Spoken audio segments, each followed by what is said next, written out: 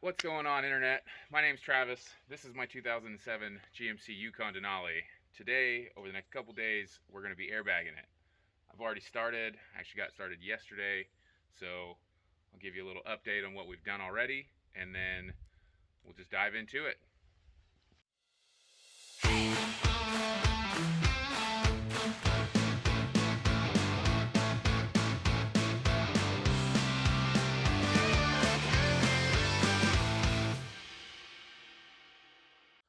I went ahead and took out my spare tire carrier, because I'm going to be mounting all of the air compressor and components up in that area where your spare tire would normally go.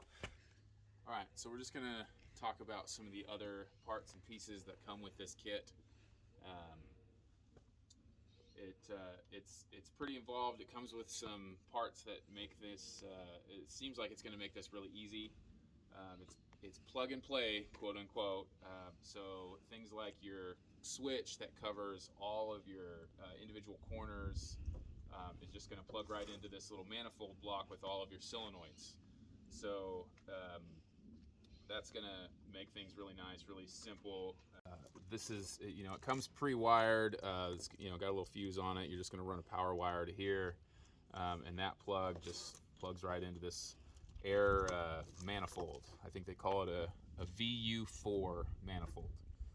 So you've got all your air lines coming into one side, and then you're going to have your pressure sensors on the other side.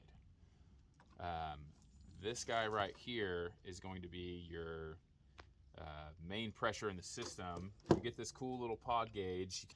It'll tell you the pressure in your tank, and it'll tell you the pressure at each corner for each individual bag. And so you have one of these pressure sensors for the 4 different manifolds. Can you see that? Yeah. Okay. So one thing I will point out that I don't like is they've taken the time to make this solenoid manifold, this VU4 manifold. There are some quality control issues. Come in tight on these holes right here. You can see how those are not drilled center. So that's a little concerning. It's probably not going to be that big a deal, because it's just a little bit of air pressure that it has to sense. But also, they made all those holes knowing that you're going to put an air sensor in there, and they sent you these generic air sensors that have a different thread. So they've sent you these bushings. Well, now you have 2 connections where you should only be using 1. So that's just another potential to have a leak. It's dual compressors. You get these kind of Chinese air compressors. They're not, I don't think they're Viair or anything like that. It's not really a name brand. It's just kind of a cheap air compressor that you can buy anywhere. Really simple power and ground wires coming off of there. They send you these little air water separators, because as you compress air, it gets hot, or it doesn't get hot, it gets warm, raises the temperature, and it also collects moisture. So off of here, I'm going to run these guys. This will all be underneath the car, so every once in a while, I'll check on the sight glass, a black line across here, and you just, when that's full of water, you just pull this little guy down, and it'll drain right out the bottom. This is threaded, so you can actually attach a water line if you're wanting to put this, under the hood or in the car somewhere. If you were putting this on a car and you wanted this in the trunk, you can actually run a water line off of here, a drain line, and you just pull this guy, and it'll drain through the hose and out of the car somewhere, like a sunroof drain. As far as the rest of the system goes, you get this nice polished air tank. I believe it's 5-gallon. Max pressure 200 psi. You get all the fittings that you need. You get these. Again, this is another point that I think should be addressed. You have to use these adapters that they send you. So now, where you should just have 1 connection, you have 3. So they're welding these bungs. This is probably a cheap tank that X2 is sourcing from other places. They're probably not making this in-house, but anyways, it's got enough bungs in there for your airlines, your pressure switch, your drain right here, which is important. Again, this is going to have a little bit of moisture in it over time, so you're going to want to drain it out through this petcock valve. And then you've got your main outlet here that will go to the manifold and then to the bags. Next up, we already talked about the gauge. They give you some airline here. They've got 1/4 inch, and they've also got 3/8 that they sent me. I'm not going to use this 1/4 inch line. I'm going to save that for another project, or maybe throw it in the trash. I don't know. So I've got 50 feet of that. I might need to buy more. A couple other things I had to buy were just some crimp connectors. It's just kind of a good idea to have a big box of that laying around if you're going to be working on cars, as well as some heat shrink tubing, some extra wire, and because I'm going to be installing some threaded inserts, some riv nuts, I went and bought a riv nut gun. Okay, we're just out here on the workbench. We're going to get to a little bit of assembly here, hopefully make our lives a little easier. I'm just using this pipe thread sealant, liquid Teflon, pipe dope, whatever you want to call it.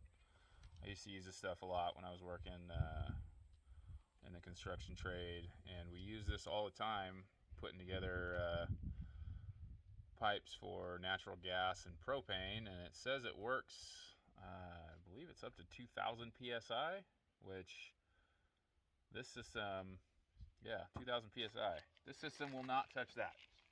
If it does, we got bigger problems. So just spread a little bit on there. It's just like that Teflon tape. I think it actually has pieces of that Teflon in it. You just thread it on there, make sure it's on all the threads. You don't need to go crazy with it. I like to just put a nice even layer all the way around, and just make sure that it's in all the threads all the way around. It's all chunky and gross looking. So we got this big hole here. We just thread that bad boy right in. Get you one size fits all wrench. Thread that bad boy in there.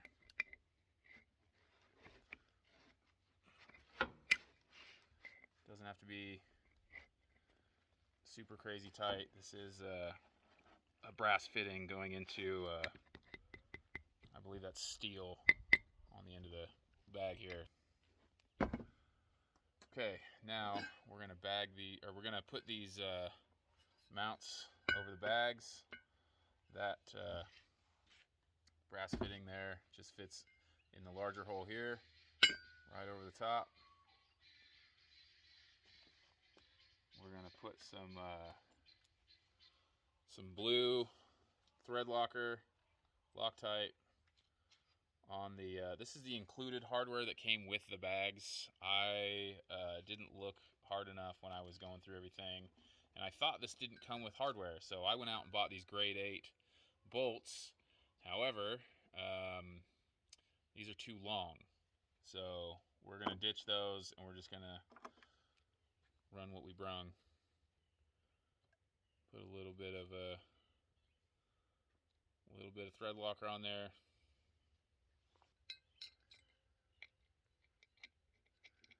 Alright, this is where the ratcheting wrench is going to be your friend, because you can't get a socket in here just because of the angle. So, got to go in from the side here. And remember the old righty-tighty, lefty-loosey deal. I'm just going to snug these up. Put this over. Bag is upside down.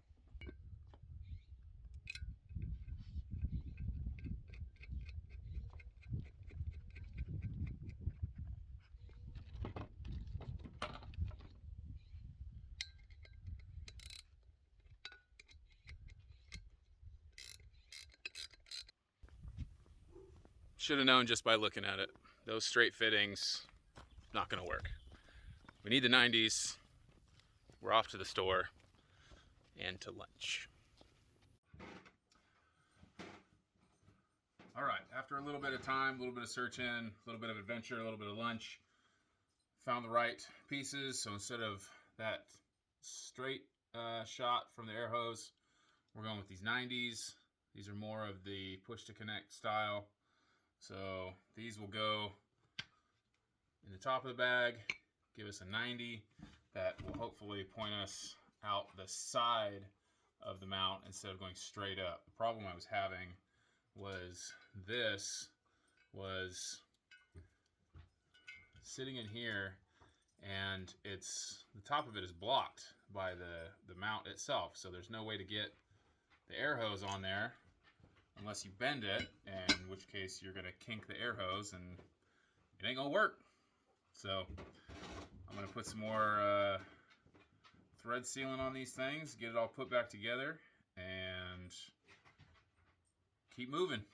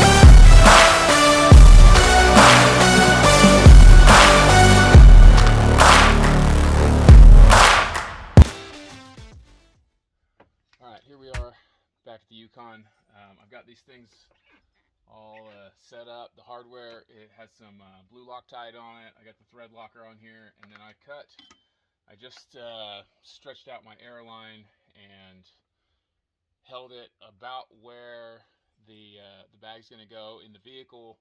Roughly traced a line all the way up to where the manifold's going to be, plus some extra. I know I'm going to have to trim some off. I'm going to lose some. The way I'm doing it, I probably am going to need to go buy some more. I've got my rubber isolators on here. I've got it all set up here with the 90, little chunk of air hose coming off there. I'm going to get under the vehicle and put these where the coil springs were, and I'll bring the camera underneath. I'm on my own right now. I lost my camera guy. I think he's playing Xbox. So now I've got the airbag right here. This is hard to do one-handed. Then you take your bag, drag it across the asphalt because that's good for it. Test the durability. And it just sits right there, top of that. And this guy goes on there. Okay. So if I bring you around this side, the issue that I see, well, I can see it and you can't, so. All right, right here.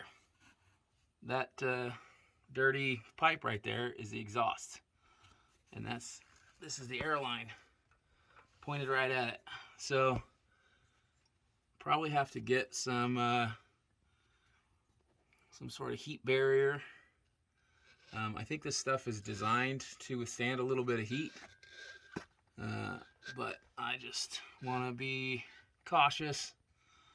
I can probably just point the bag backwards a little bit and route the airline up above, but it is going to be close. It is going to be close to that exhaust. So let's take you around to the other side and see if I can do a better job of filming.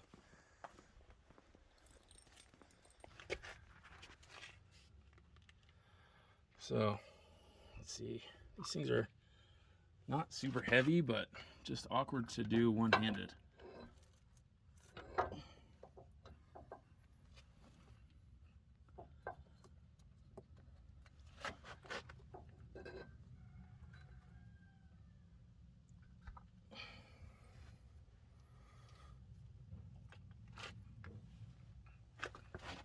I'm just gonna aim that fitting backwards a bit. Got both bags on now. I'm gonna have to drill a hole up into the floorboard to get the airlines up into the cab. While I have the vehicle jacked up here, let's go ahead and get the replacement shocks, which are just these guys right here. I just went to my part store and told them that I had a base model Tahoe and I needed some rear shocks. And I gotta try and do this one-handed. Damn you, Xbox.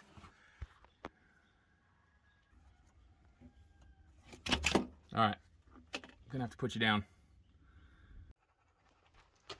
Okay, after a lot of struggle, I got them in. What a pain in the ass that was. So I'll get these tightened up. I'll get the wheels put back on, and I'll lower it down just because I'm impatient. I want to see what it looks like.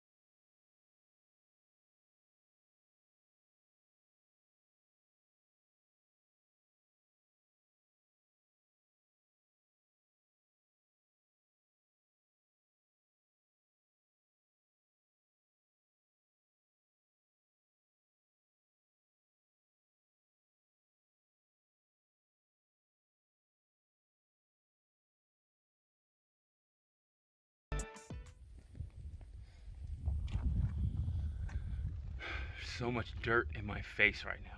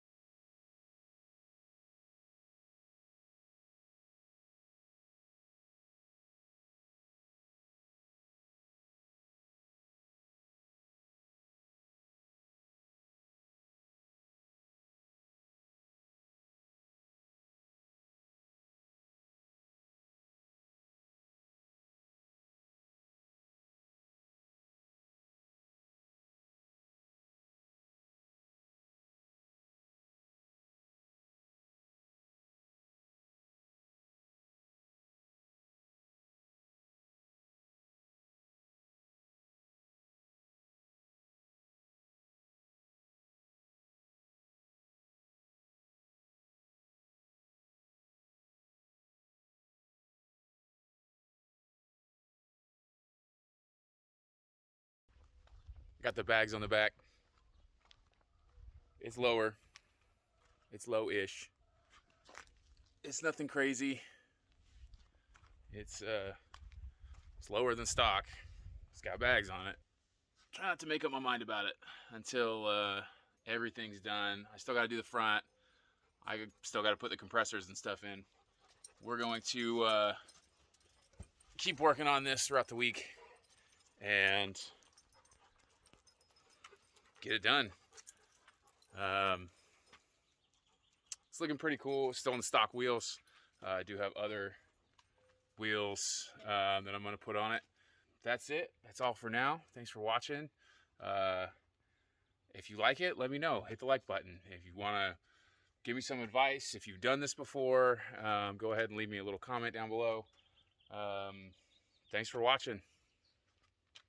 Later.